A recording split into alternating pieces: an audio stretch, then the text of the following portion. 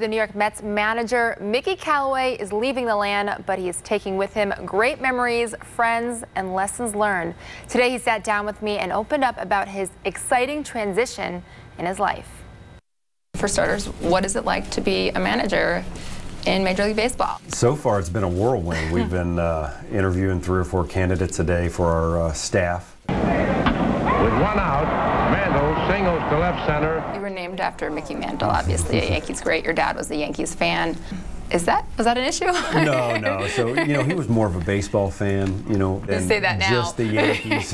But he loved baseball, so he named me after Mickey Mantle, my brother after Casey Stengel, who Casey Stengel just happens his numbers retired for the Mets. Oh, so, yeah, it's pretty cool. But, just huge baseball fans, and he's definitely a Met fan now. You started coaching in 2008 after Tommy John surgery. You had played at Ole Miss, and you had played in the major leagues.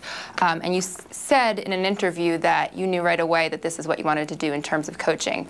Do you think you're a coach that happened to have played, or a player that became a coach? Probably a coach that happened to have played. I got a ton of experience playing that helps me understand what my players are going through. I read a story that your junior year of high school, you led up the game-winning run in the state championship game, and you wrote a letter to the seniors apologizing. I guess I felt bad about it, and wanted them to know that I cared about them. Does that mentality contribute to the reason you're where you're at right now? I think so. I think you have to care about people and truly care about them. It's about being a selfless leader. Let's talk a little bit about Cleveland. Why do you think you were able to have so much success here? I think it was a byproduct of me being around a ton of really good people that helped me to get where I'm at, and having some really, really good pitchers. There was some speculation that maybe Corey Kluber wasn't 100% healthy in the postseason. Gregorius with a drive to right field. Can you just describe where he was at in the postseason? Yeah, I don't think anybody is 100% ever. I think Corey was battling some mechanical problems and his slot started dropping, so he wasn't necessarily locked in like he was during the season.